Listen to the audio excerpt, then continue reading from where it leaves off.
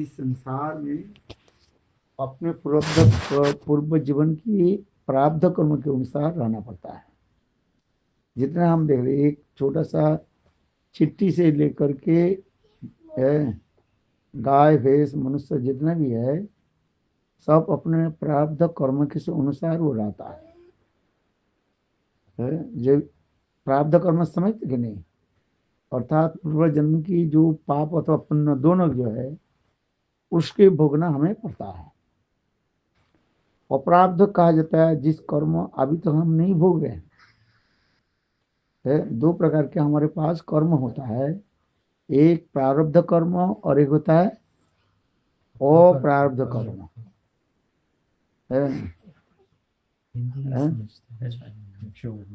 One is called manifest, this karma which is manifest and we are suffering in our previous fruitful action, कर्म फल, उसके कहा जाता है प्रारब्ध कर्म कहा जाता है। जैसे आप पूर्व जन्म इस जन्म में जो कर रहे हैं, पाप और पुण्य जो भी दोनों, वो क्या होते जा रहे हैं, what they are doing this life, that karma is going to the reserve.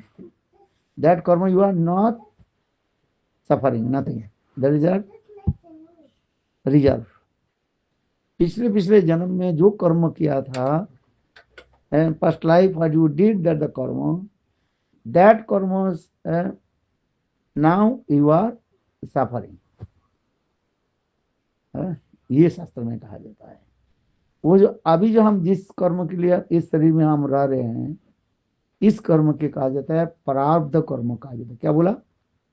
प्रारब्ध कर्म। प्रारब्ध कर्म तो कर्म दो प्रकार हो जाता है, एक प्रारब्ध कर्म और एक होता है अप्रारब्ध कर्म। अप्रारब्ध कर्म जो कर्म वो अभी रिजर्व है।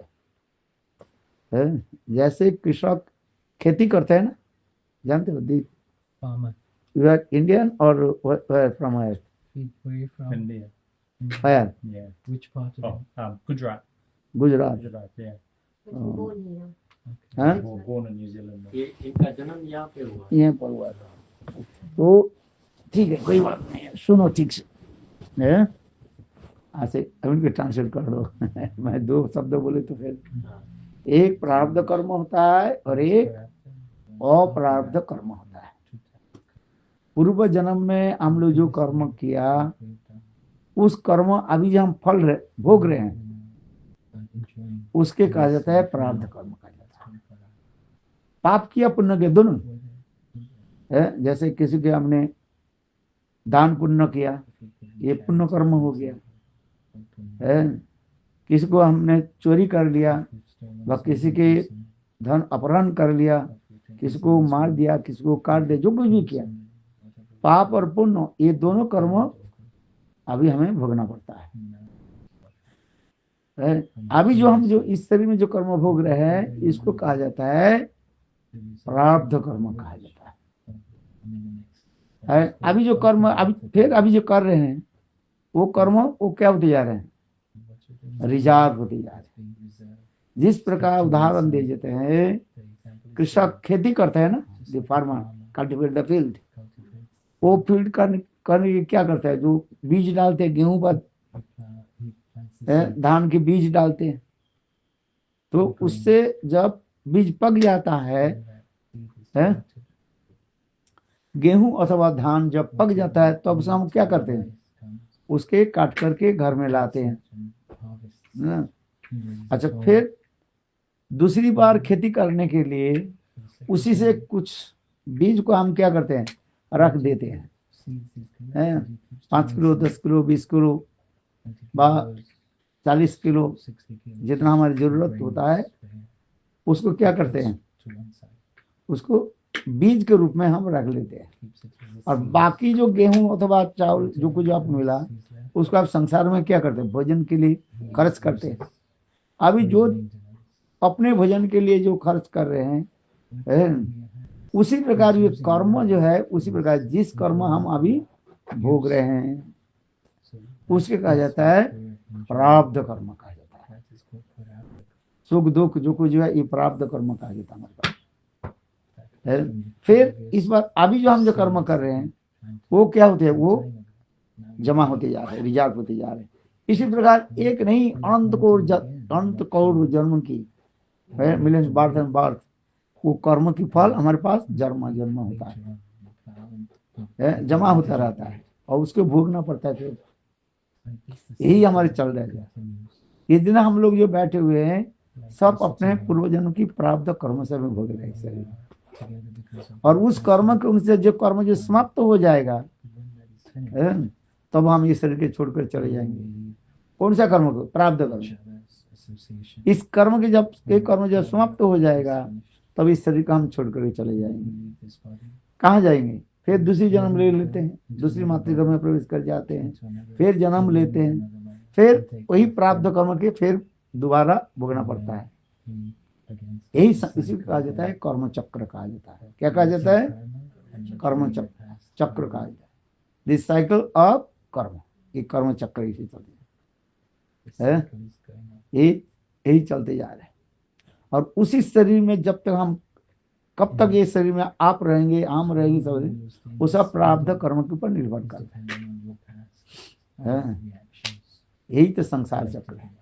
किंतु इस शरीर जब कर्म समाप्त हो जाता है तब इस शरीर का हम कैसे छोड़ेंगे? तब कहा जाता है एकमात्र एक कोई बहाना बना देते हैं।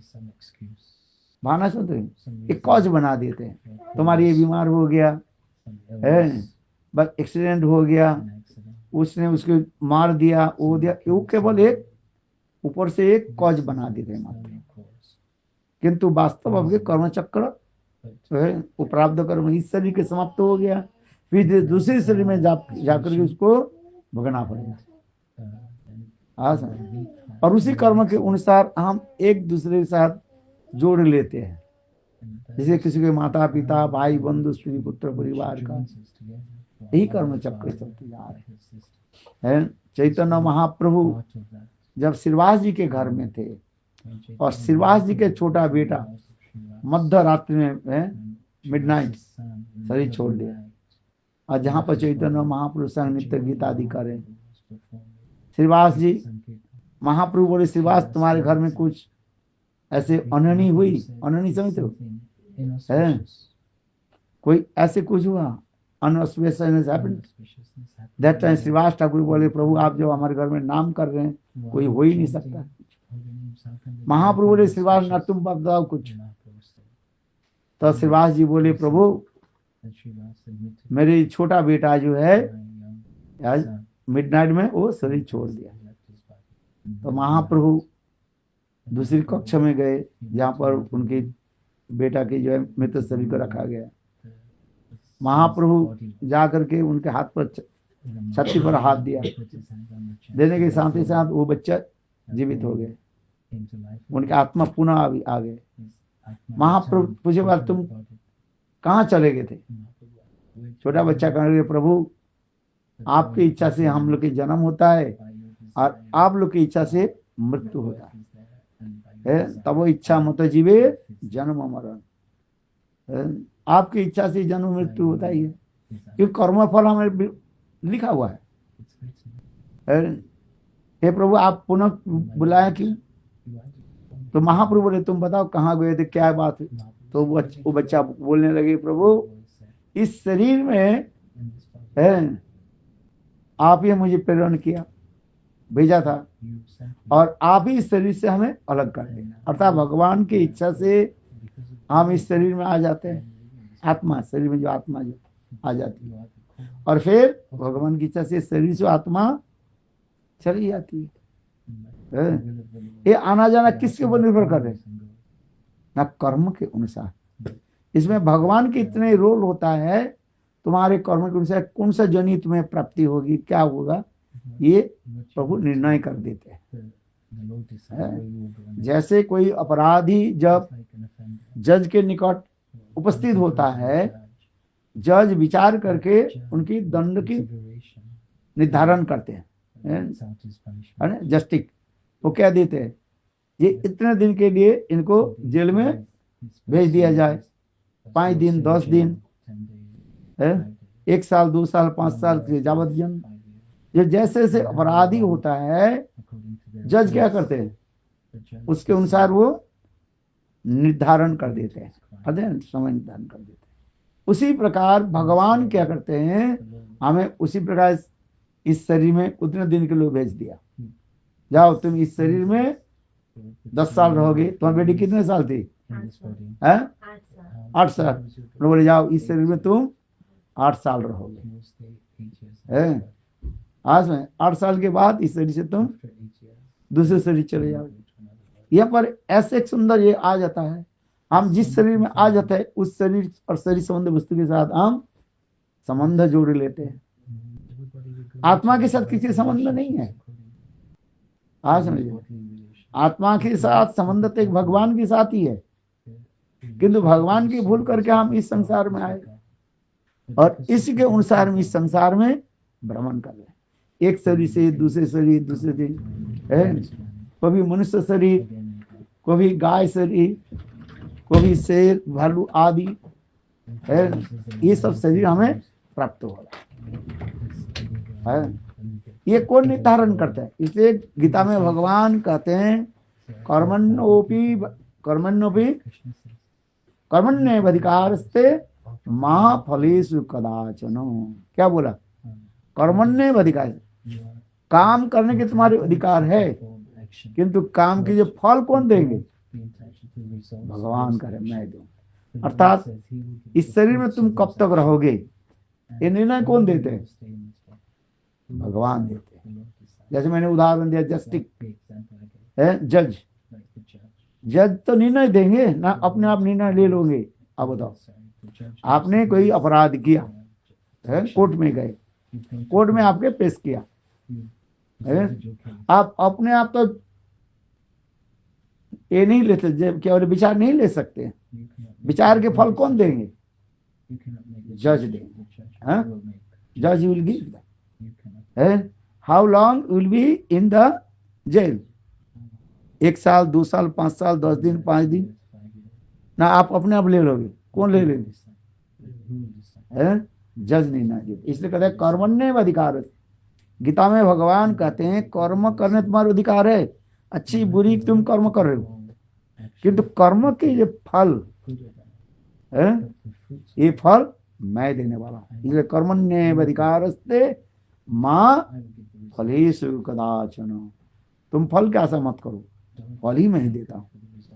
तुम कर्म करते जाओ तो कर्म के फल तुम्हें भोगना पड़ेगा, किंतु वो कर्म कितने दिन तो शरीर में रहोगे वो भगवान ही निर्धारण कर देते हैं, निर्णय दे देते हैं। और जब हम इस शरीर में जब आ जाता है तब मैं इस शरीर संबंधी वस्तु के साथ हम एक संबंध जोड़ लेते हैं। ये मेरा माता है, ये मेरा भाई है, ये मेरा पुत्र है, संतान है, ऐसे करके सारे एक संबंध हम जोड़ लेते हैं। ये विचित्र माया। और फिर जो समय आ जाता है सबके छोड़कर काम चले जाते हैं। वो क्षण काल के लिए किसी के साथ वेट नहीं करेगा।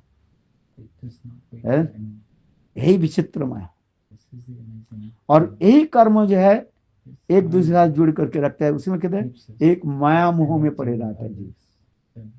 क्या होता है इसको? माया मोह, डीप अटैचमेंट में पड़े रहते हैं। वो सोचते हैं ये मेरा माता है, ये मेरा बेटा है, वो मेरा बेटी है, ये मेरा घर है, संसार है, ये समझते रखते हैं। किंतु जब समय आने पर सबको छोड़ करके चले जाते हैं। यही विचित्र। इसी के जो जान लेते हैं वो संसार से मुक्त हो जाते हैं, ना उसके दुख होता है ना उसके सुख होता है। इसी को आत्म तत्व का हम जब तक नहीं जानते हैं तब हम दुख प्रकाश करते रहते हैं और उसी माया मोह की तरह जीव बंधे रहते हैं। इसलिए उदाहरण देते हैं। देखो, एक कबूतर था, कबूतर समझ लो है, किसी का प्रिजन, और एक कबूतरी के साथ एक जंगल में घोंसला बनाया। घोंसला समझ लो, नेस्ट बिल्ड किया। कबूतर कबूतरी उस जंगल में वो अंडा दिया, 5-7 अंडा दिया। कुछ समय के बाद उस अंडे से जो है बच्चा निकला, छोटे छोटे बच्चा निकला। कबूतर कबूतरी एक दिन विचार करने लगे, देखो हम लोग थोड़ा दूर चले जाते हैं thought they would है, go somewhere else, और they went कुछ further भोजन की जो सामग्री हम and make है, arrangements to अपने बच्चा के लिए लेकर के आते हैं। ऐसे विचार करके कबूतर कबूतरी the female है, उड़ करके चले गए, flew away. जंगल के कुछ दूर गए, And some distance, जा करके देखा, and saw देख एक सुंदर एक रमणीय स्थान था, a wonderful है, देखने में बहुत सुंदर था। और वहां पर देखा कि पेड़ के नीचे बैठे, एक पेड़ के डाल पर बैठे कबूतर कबूतरी। अकस्मात पेड़ के नीचे देखा जमीन पर सुंदर सुंदर चावल के कौन पड़ा हुआ है। क्या पड़ा हुआ है? चावल, चावल पर है, राइस, चावल पड़ा हुआ है, बहुत सुगंध युक्त चावल जिसे बासमती राइस कहते हैं ना, वो पड़ा हुआ है। उसको देख करके कबूतरी फीमेल कबूतरी कहने लगे, देखो इसमें तो चावल के कौन पड़ा हुआ है, चलो हम दोनों इस चावल के कौन को हम चुन लेते हैं, कट कट कट कर चुन लेते हैं, और हम भी खाएंगे और अपने छोटे छोटे जो बच्चा जो अभी घोंसले में है उनको भी खिलाएंगे।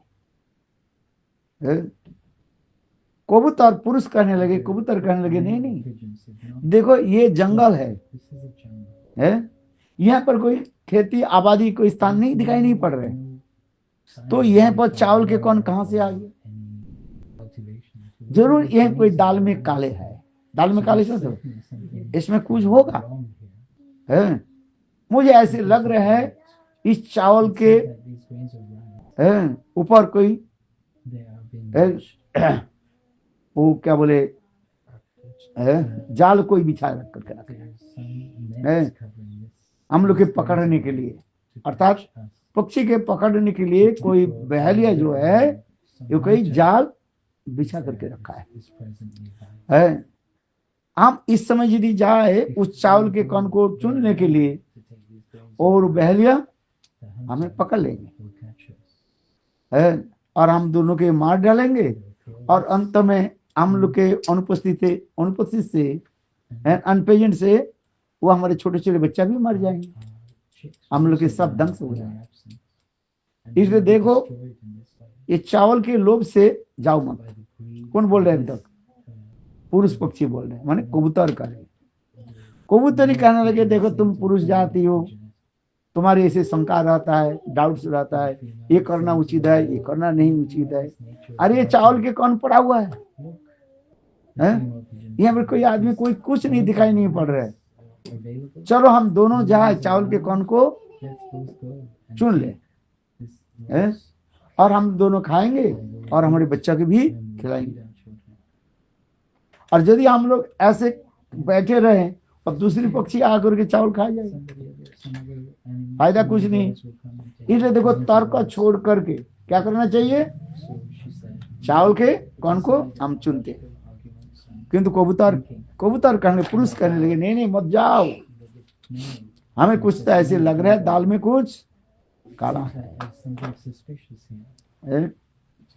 किंतु कबूतर ही जो है वो मानी ही नहीं, वो फुर्र करके उड़ गए,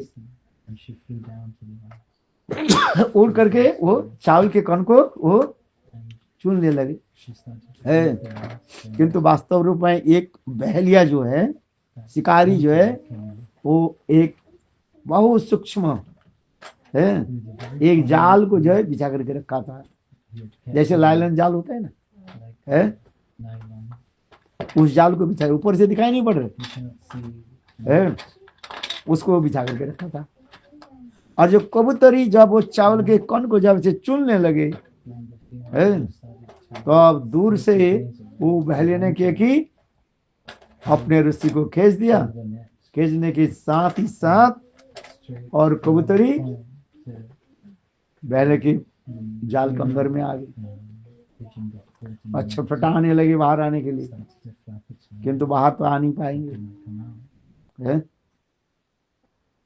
और कबूतर कहने लगे, अरे कबूतरी तुमको मैंने कहा जाओ मत, आज तुम्हारे साथ हमारे अंतिम यही देखा है, मिलन है, क्योंकि शीघ्र होती जल्दी ही वो शिकारी आ जाएंगे, तुमको भी मार डालेंगे है? क्या करें? तो कबूतर बाहर है, जाल के बाहर है, और कबूतरी कहाँ है? जाल के अंदर है। दोनों ऐसे शोक वार्तालाप कर रहे हैं, और एक दूसरे में इतने शोक व्यवहार आदि करने लगे, रोने लगे। कबूतरी कह रहे हाय हाय, बात ही सत्य है, तुम्हारी बात को मैंने नहीं माना, जिसके फलस्वरूप आज मैं बहले की जाल में आ गया, मेरी मृत्यु तो हो गई। कबूतर भी कह रहे हैं मैं तुमको कितने मना की, तुम मत जाओ, किंतु मेरे बात तो सुनी ही नहीं है। किंतु क्या करें, जो तो होने वाला ही तो हो गया। इसी प्रकार एक दोनों से इसी प्रकार शोक वार्तालाप करने लगे। अंतिम जो होता है ना, हम शोक करते हैं ना, और एक दूसरे इतने भाव में डूबे हुए थे। बाहर जो कबूतर था, बहली ने क्या कि दूर से तीर मार दिया, और मारने के साथ ही साथ कबूतर के प्राण पकड़े उड़ गए, मैंने कबूतर मरे। और जल्दी जल्दी जो कबूतर बहली ने क्या कि आकर के वो कबूतर के पकड़ ली, और फिर जाल से वो कबूतरी के पक्षी के भी निकाल करके दोनों को ही मार डाला है। आज यूट्यूब में देखते हैं कैसे जंगल में कैसे शिकारी कैसे शिकार आदि करते, ठीक उसी प्रकार कबूतर को मार करके चलने लगे, और शिकारी विचार करने लगे निकट में कहीं भी घुसला हुआ शायद, तो इसलिए क्या कि वो शिकारी फिर ढूंढते ढूंढते उनके घोंसले में आ गए, और जिस घोंसले में उनके छोटे छोटे बच्चा था, छोटे छोटे पक्षी था, सबको मार करके खा लिया। बोलो वृंदावन बिहारी लाल की। तात्पर्य क्या है, संसार में जीव उसी प्रकार काल रूपी बहलिया मन शिकारी है, हमारे ऊपर सब घूम रहे, कब किसके ऊपर काल पड़ जाएगा कौन पता है। तात्पर्य क्या है, इस संसार में चलते रहते जिसके जब मृत्यु के समय आ जाएगा उसे कोई बचा नहीं सकता है।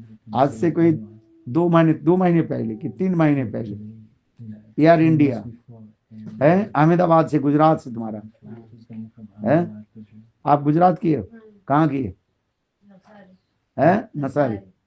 अभी घटना सुने कि नहीं सुना? टीवी में देखा ही नहीं है, प्लेन क्रैश हुआ ना है।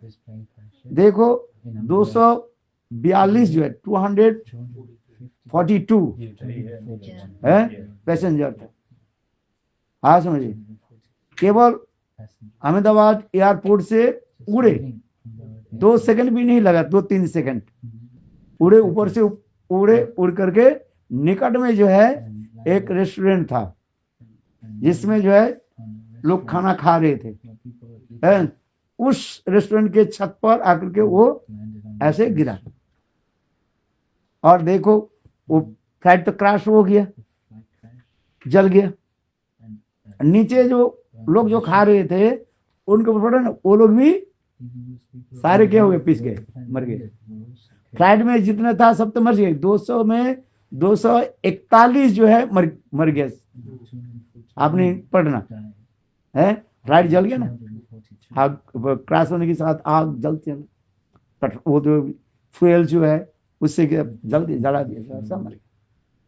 एक व्यक्ति किसी प्रकार से जो है वो दरवाजा, वो जो होता है क्या बोले एग्जिट होता है ना, इमरजेंसी, उसे खोल करके वो कूद के, देखो एक व्यक्ति बचा। आश्चर्य की है, 241 जो है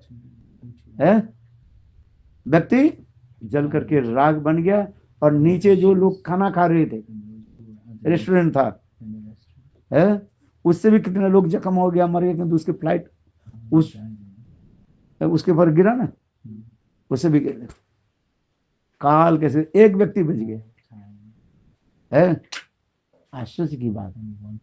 आप पढ़ना, यूट्यूब में देखना उसको है, आप लोग देखा कि नहीं है?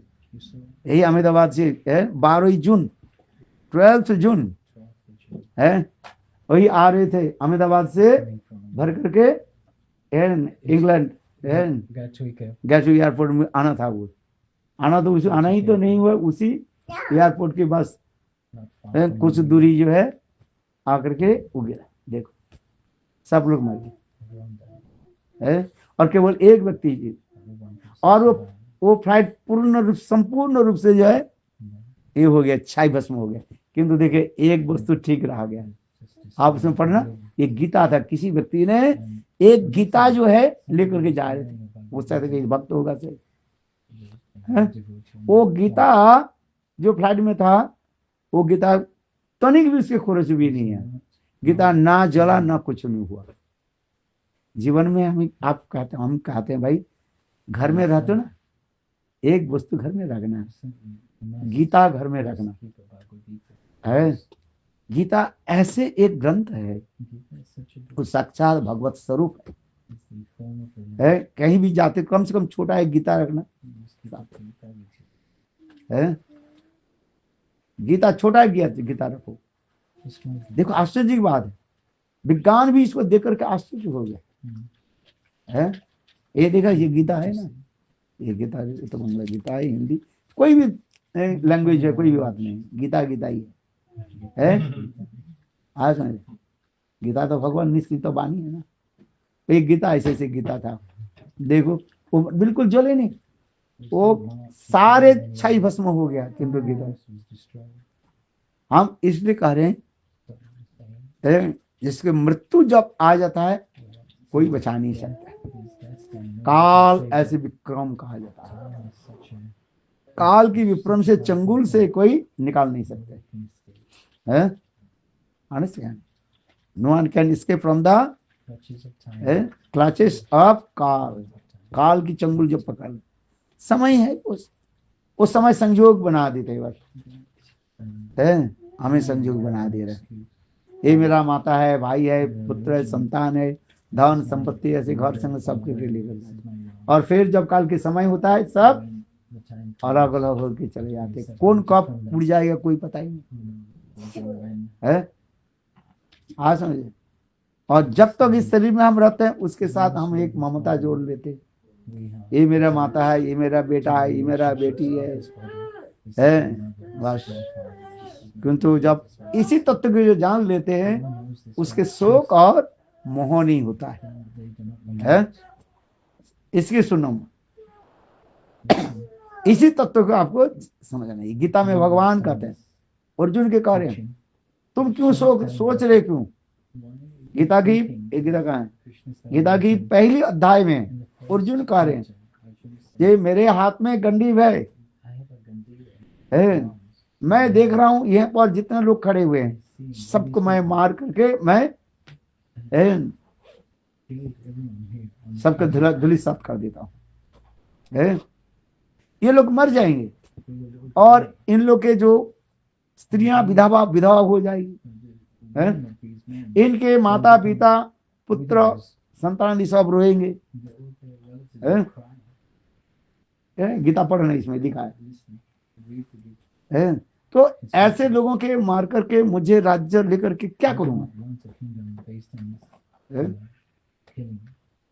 आज समझे, ये अर्जुन इसे कहा जाता है, पहली अध्याय को कहा जाता है, क्या अध्याय कहा गया जाता है, विषाद जो है, विषाद जो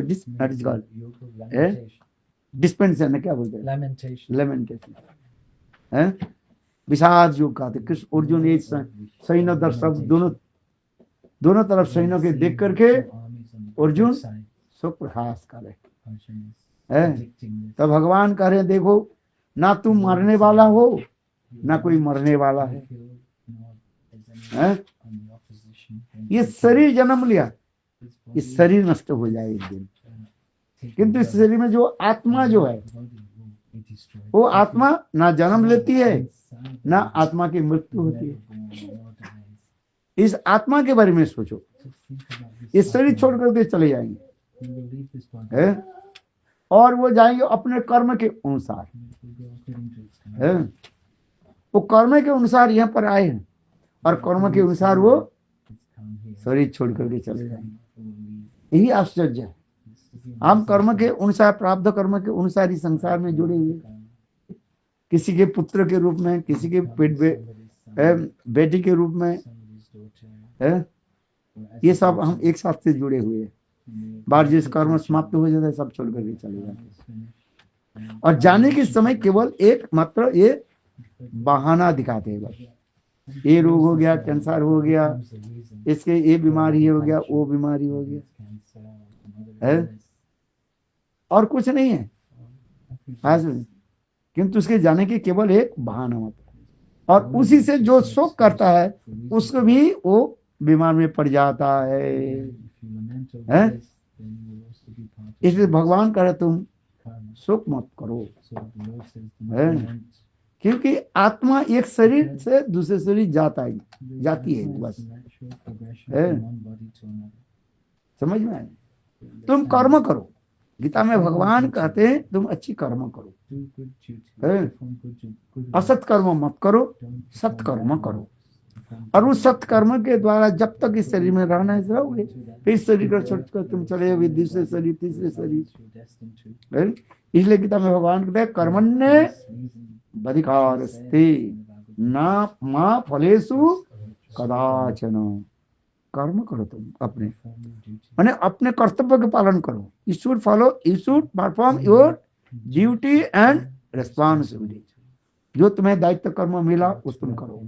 पुत्र संतान जन्म दिया, उसके पालन पोषण करो, करना पड़ेगी नहीं पड़ेगी, है? उसके खिलाओ पिलाओ, उसके स्कूल कॉलेज में विद्यालय में अध्ययन कराओ, है? सदुपदेश दान करो, परमार्थ ज्ञान हो उसको, है?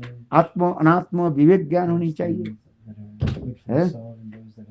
जैसे कुत्ते सुअर बिल्ली उनके कोई ज्ञान नहीं होता, ना अपने बच्चा के कुछ करते हैं। हाँ, उन अपने बच्चा की जो है कैसे आहार भोजन आदि की शिकार करना है उसके थोड़ा बहुत ये दे देता है, ट्रेनिंग दे देते हैं, अपने साथ में लेकर के जाते हैं। एक शेरनी हो, शेर हो, व बिल्ली हो, अपने छोटे छोटे बच्चा को भी ले जाते हैं साथ में, है? अपने के खिलाती पिलाती है, पालन पोषण करती है। आज समझिए, आहार निद्रा भय मैथुन ये चारों चीज में वो पड़े रहते हैं। हम लोग मनुष्य वही है, ईटिंग स्लीपिंग डिफेंडिंग एंड, किंतु इससे ऊपर क्या वस्तु है? इसी कहते हैं परमार्थ, है? जिसके धर्म कहा जाता है। धर्म ही तेषां अधिक विशेष धर्मेण हीना पशु भी समान। जो मनुष्य ऐसे दिव्य मनुष्य शरीर प्राप्त करके, है? भगवान के नाम नहीं करते हैं, कीर्तन नहीं करते हैं, भगवत कथा श्रवण नहीं करते हैं, उनके जीवन व्यर्थ हो जाता है। जाना तो सबके पड़ेगा, जाना तुझको पड़े अकेला, भज ले हरि का नाम रे, कृष्ण नाम तू भज ले मनुआ, ये भव सागर तर जाएगा, है? इसलिए शोक मोह आदि त्याग दे करके क्या करो? प्रभु के नाम स्मरण करो, प्रभु के कीर्तन करो, है? आसन जी, आसन गुरु से दीक्षा मंत्र आदि लेकर के हरिनाम करो, संसार में रहो, है? जैसे आपकी है संसार में माता पिता भाई बंधु स्त्री पुत्र परिवार साथ में रहो, हम मना नहीं करते कई शास्त्र में, किंतु क्या करो? भगवान के भजन करो, भगवान के नाम करो। किंतु क्योंकि इस कलियुग में केवल नाम आधारा सुमेरु सुमेरु नर उतर ही पारा। कलियुग में और कुछ क्रिया करना नहीं है, एक मात्र प्रभु के क्या करो? नाम करो, है?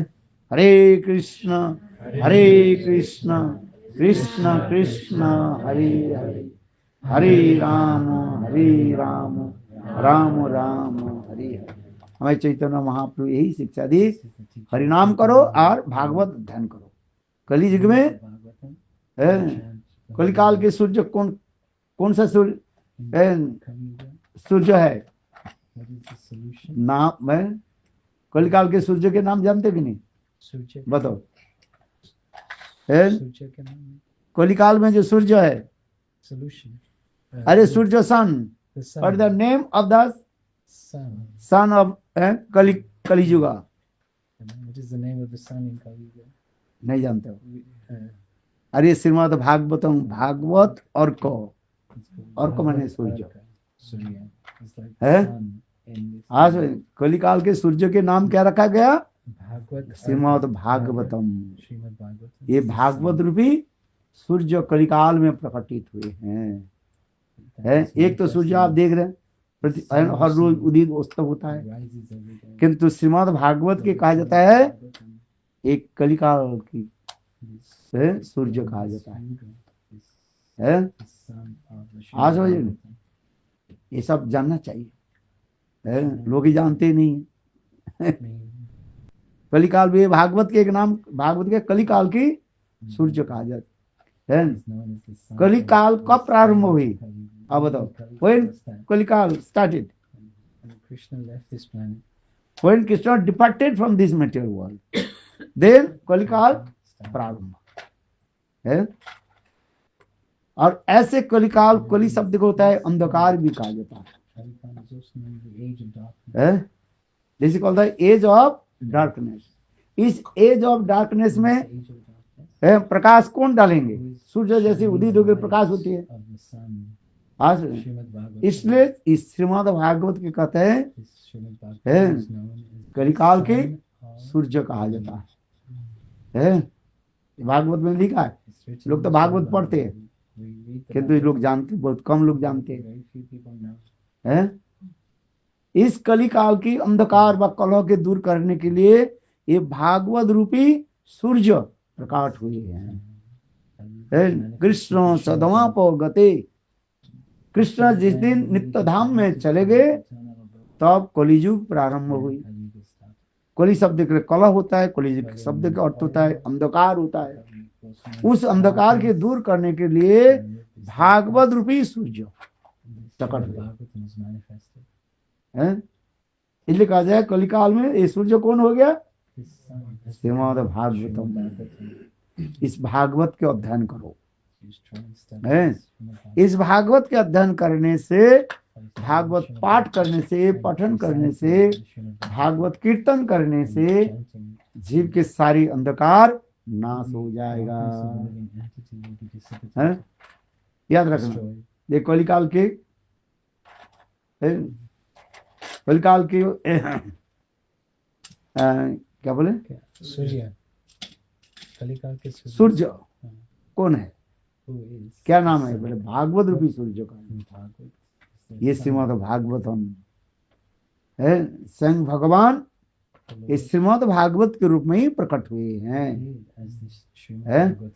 ये भागवत रूपी सूर्य मन स्वयं पुनः प्रकट हो गए। एक तो भगवान कलिकाल के अंत में चले गए और फिर इस जीवों के कल्याण के लिए, अंधकार दूर करने के लिए ये भागवत रूपी सूर्य के जगत में प्रकट करें। इसलिए श्रीमद् भागवत भगवान से अभिन्न माना जाता है। इसलिए भागवत के पढ़ो, भागवत अध्ययन करनी चाहिए, गीता अध्ययन करना चाहिए और तुम्हारे सारे माया मोह दूर हो जाएगा। ये माया मोह ही तो अंधकार है। उसमें शोक मोह के द्वारा जीव पड़े रहते हैं, दुख कष्ट आदि भोगते रहते हैं। किंतु भागवत गीता आदि पाठ करने से सारे पाप नष्ट हो जाता है, अंधकार दूर हो जाता है। इसलिए हिंदू शास्त्र में, हिंदू धर्म में, सनातन धर्म में ऐसे लिखा गया, जब कोई व्यक्ति शरीर छोड़ के चले जाते हैं, मृत्यु हो जाता है, उनके घर में क्या करना चाहिए? गीता भागवत की पाठ करना चाहिए। कम से कम 7 दिन 13 दिन जैसे होता है। वो क्या पाठ करो? गीता अथवा भागवत पाठ है। लोग जो कुछ लोग वो गरुड़ पुराण पाठ करते हैं, सुना है? असल गरुड़ पुराण में वही लिखा ही है। उसमें है जीवन की कैसे मृत्यु, जीव कैसे संसार में जाकर के, संसार से जाकर के फिर मृत्यु लोक में जाते हैं, कैसे भोग आदि करते हैं, उस कथा को वर्णन करते रहते हैं। उसमें गरुड़ संवाद है उसमें, इसलिए गरुड़ पुराण भी पाठ कराते हैं, करते हैं। सुना कि नहीं सुना है? वो ब्राह्मण लोग आकर के है 7 दिन जो है, जो शरीर छोड़ दिया उसके चित्रपट रखते हैं, यहाँ पर दिया जलाते हैं, है, और फूल चढ़ाते हैं, माला आदि चढ़ाते हैं, चढ़ा करके ये गरुड़ पुराण पाठ कराते हैं। और गरुड़ पुराण में ही अनात्म विवेक, आत्म अनात्म विवेक के बारे में बताते रहते हैं। ये शरीर नश्वर है, आत्मा नित्य है, और जीव है, किस प्रकार एक शरीर से दूसरे शरीर कैसे जाते हैं, है, फिर एक शरीर से जाकर के मातृगर्भ से है कैसे कष्ट, मातृगर्भ में कैसे कष्ट भोगते हैं, फिर मातृगर्भ से बाहर आकर के कैसे आदि कर्म करते हैं। अच्छी कर्म करें तो स्वर्ग लोक में जाते हैं, बुरी कर्म करें तो नरक लोक में जाते हैं, नरक कैसे भोगते हैं। ये सारे वही प्रश्न आ रहा है, प्रश्न उत्तर आता है गरुड़ पुराण में, है। किंतु कहते हैं श्रीमद् भागवत कलियुग में ये भागवत रूपी सूर्य को पाठ करना चाहिए, जिससे हमारे सारे माया मोह दूर हो जाए, है। इसलिए गीता और भागवत घर में रखो और उसके पाठ करो, देखो आपकी सुख शांति मिलेगा, है। जो कहे तो आएगा नहीं, आएगा। हजार आप सिर कूटो, है, 100 times you crush your forehead on the stone, who left this body he will not return back, है। जिस शरीर से आत्मा जिस शरीर से चली जाती है वो दोबारा नहीं आएगी।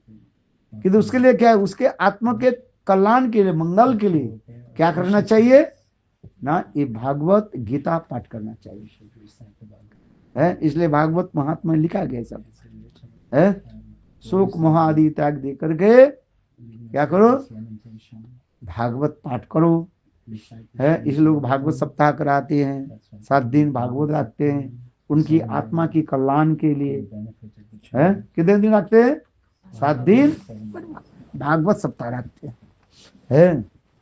भागवत कथा, और यही भागवत कथा श्रवण करने से उनसे बुरी सी बुरी, है, निज जनी से उसको भी उद्धार हो जाता है, जिसके लिए पद्म पुराण में वो उदाहरण दिया गया। गोकर्ण और धुंधुकारी की कथा सुना कि नहीं सुना?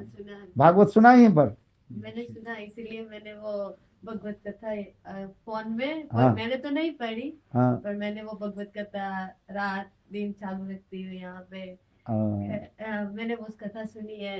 हाँ हाँ हाँ सुनिए, गोकर्ण और धुंधुकारी, है। धुंधुकारी महापापी था, उसे प्रेत जनित तक प्राप्त हो गया, भूत हो गया, है। आज देखो उसके भाई गोकर्ण ने उनकी भागवत कथा श्रवण करा, 7 दिन भागवत कथा श्रवण से उनके भाई धुंधुकारी प्रेत जनी से भी उद्धार होकर के वैकुंठ की प्राप्ति कर। इसलिए कोई व्यक्ति मर जाता है, बस शरीर छोड़ देते हैं, उसके लिए क्या करना चाहिए, भागवत श्रवण करना चाहिए। आज शुद्ध वैष्णव के मुख से भागवत कथा श्रवण करना चाहिए। बोल वृंदावन बिहारी लाल जय जय श्री राम, है। इसलिए आप लोग हरिनाम करो, भागवत पढ़ो, गीता पढ़ो, कम से कम गीता पढ़ना बहुत आनंद है। आत्मा अनात्मा विवेक ज्ञान आएगा, ये शरीर क्या है, आत्मा क्या है, ये संसार क्या, विवेक ज्ञान आएगा, है। इससे आपके मन में सुख और शांति मिलेगी, है कि नहीं। बस जय जय श्री राम। थोड़ा कीर्तन कर दो, हम चलते हैं। आ जाए कीर्तन में उसको भी मुक्त हो जाते है। जय राधा माधव। कितने समय बोला, 1 घंटा नहीं 40 मिनट, 45 मिनट।